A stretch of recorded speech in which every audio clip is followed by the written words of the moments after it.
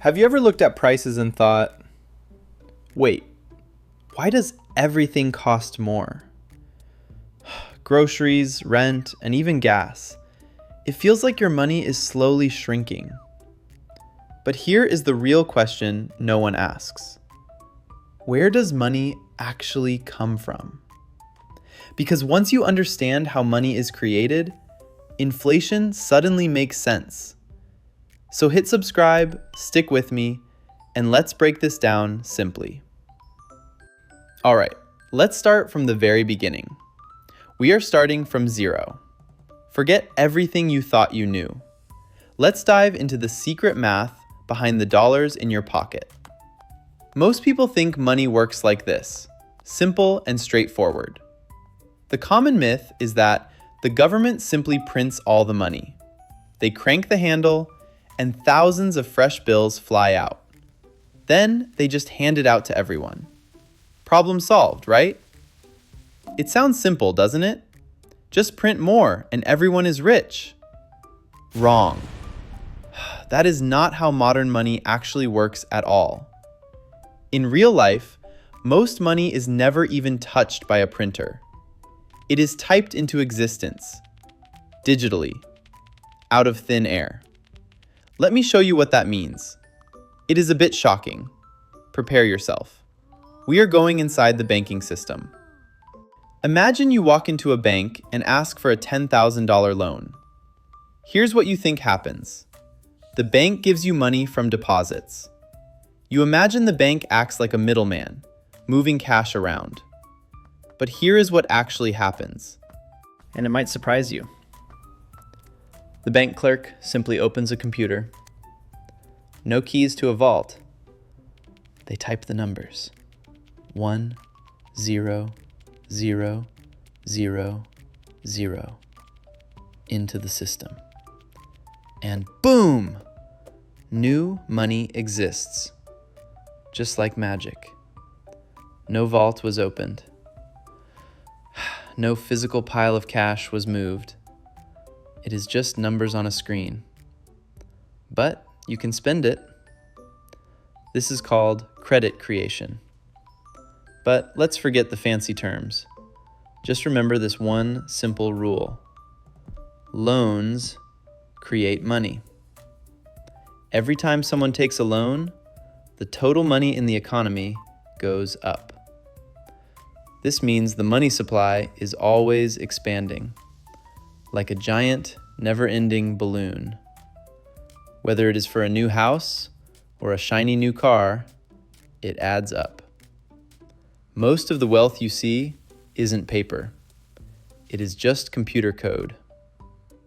You might ask, if it is just numbers, why does it feel so real? Because you can use those numbers to buy real things, like your morning coffee. The system treats digital numbers and physical cash as exactly the same. But there is a catch. A very big catch that affects everyone. When you create money out of nothing, the money you already have loses value. It is like adding too much water to a bowl of soup. It gets thin. More money in the system doesn't mean more wealth for you. Quite the opposite. The math just doesn't add up for the average person. Now we need to understand why this leads directly to higher prices. Let's leave the bank for now. It's time to visit a small town and see the math. Now let's talk inflation. Imagine a small town. Very simple. In this town, there are 10 people. Just 10 neighbors living together. And there is a total of $100 in the whole economy.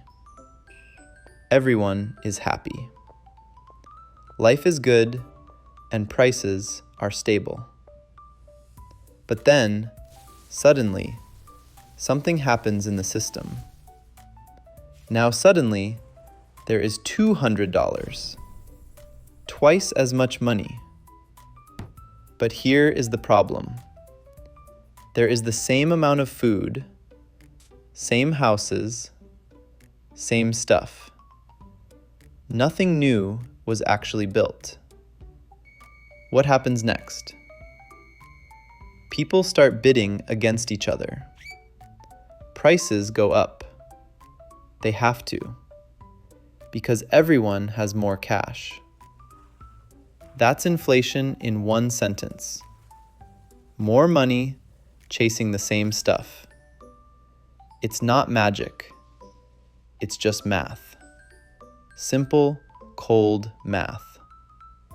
When money is easy to create, it becomes less rare and less valuable. Quantity kills quality. The more there is, the less each unit buys. This is why your salary doesn't buy as much as it did last year. You have to work harder just to stay in the same place. It's exhausting. Some call inflation a hidden tax. It takes your wealth without asking. If it's so bad, then why does it keep happening? Who is responsible? To understand that, we have to look at the people who pull the levers. Next, we reveal why the government can't seem to stop. So, why don't governments just stop? Why keep creating more? Because money creation is addictive. It feels like free power. Think about what happens during a crisis, a recession, or a war. Creating money feels like the fastest solution to fix everything. It keeps businesses alive. It keeps people in their jobs. It keeps the markets calm. For a while, everyone feels safe. But the bill always comes later. There is no free lunch. Inflation is that bill. And we are the ones who have to pay it. It's a trade-off. Short-term relief for long-term pain. Once the cycle starts, it is very hard to break free. But knowing how it works is your first step to protection. You have to be smart when the rules of money keep changing. It's not a perfect system, far from it. Let's wrap this up and look at the big picture one last time. Ready? Here is everything you need to remember.